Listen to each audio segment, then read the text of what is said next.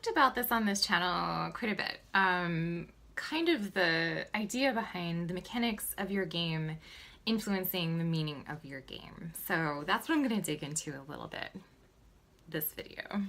As always, if you like my content, what I'm creating, please hit that like button, smash the subscribe button, share with your friends. I'm trying to grow my channel a little, so that's the best way to do it. Also, if you comment below, that helps with visibility. So all those things can help me out. This is my witch hat.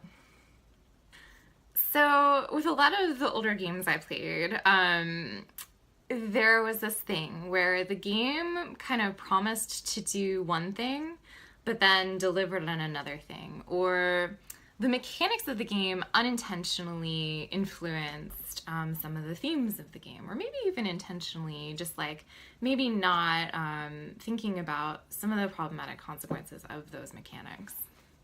The one that comes to mind is in Cyberpunk 2020, the what is it, cyber madness scale. So the concept behind it is basically the more modifications that you have to your body, the less human you become, and therefore the more cyber psychosis you have. So it basically drives you insane to lose human parts or to be modified by technology.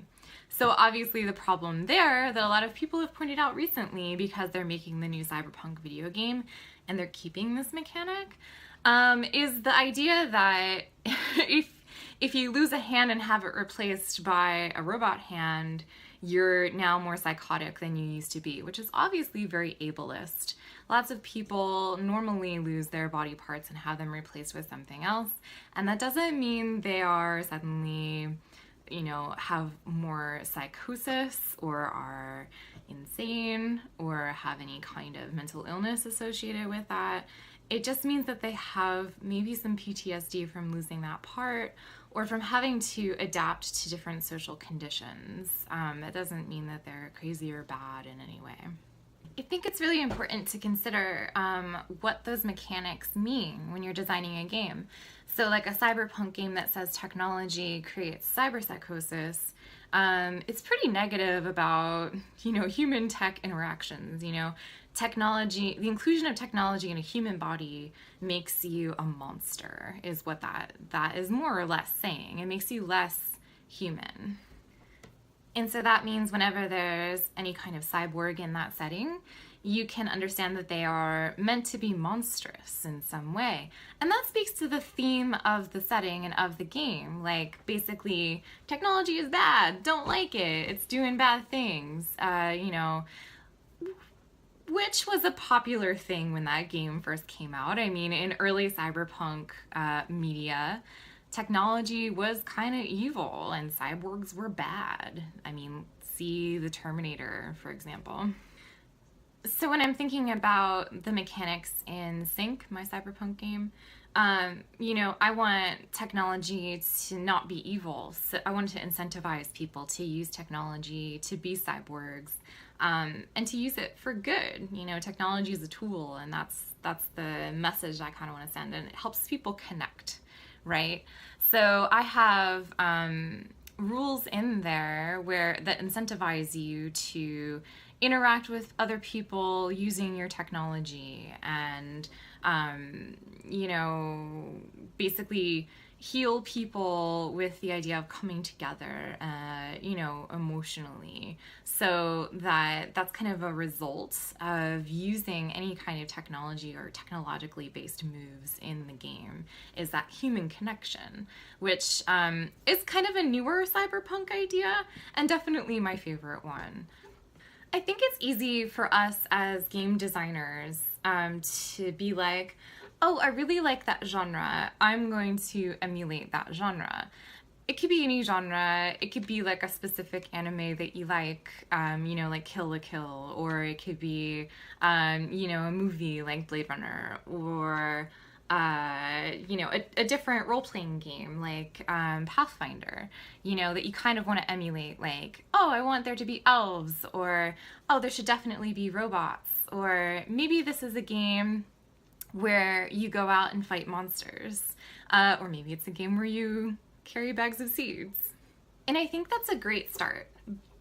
But like any work of art, you have to consider what your game is communicating. So like, the two examples I gave, two cyberpunk games with two completely different meanings through play based on the mechanics that are inside of the game.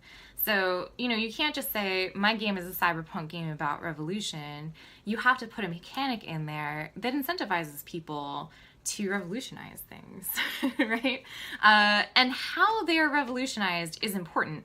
The themes that are reflected in play aren't the text that you write in the game that's like, my game is about this and it does this, and here's all the characters you can play and why they're cool. That's all awesome. But playing the game, what themes are actually going to come out and play aren't that text. It's whatever the players are doing, and that's all the mechanics that you write, the game system. Probably preaching to the choir on a lot of this, but I just think it's really important to analyze those things. In Sync, I didn't have much trouble creating mechanics to kind of connect people through technology. What I am having trouble with is how to portray ethnicity in the game, because the game mostly focuses on American marginalized people. So marginalized in any way, gender, sexuality, ability, ethnicity, background, class. It's kind of like intersections of all of those things, because, intersectional feminism, et cetera, et cetera.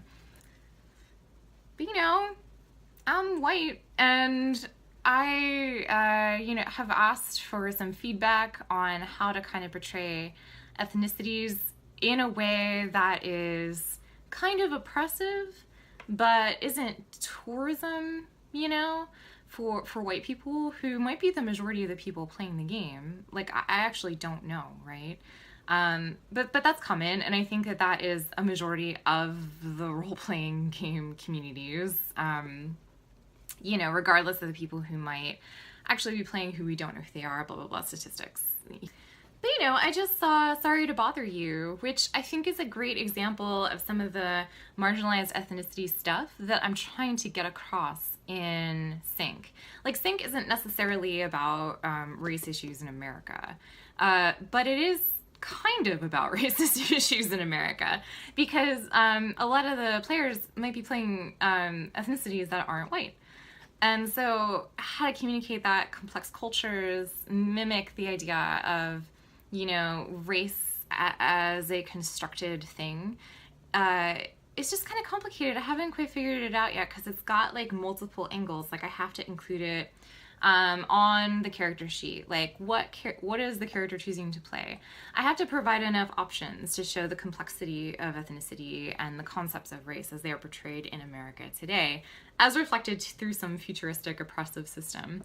And then I have to show in the city that you're creating how those ethnicities kind of influence the culture, because that's where a lot of city culture comes from. It's not just the dominant ethnicity or colonizing group that shaped the form of that city. It's also the marginalized groups that are there. So it's really complex.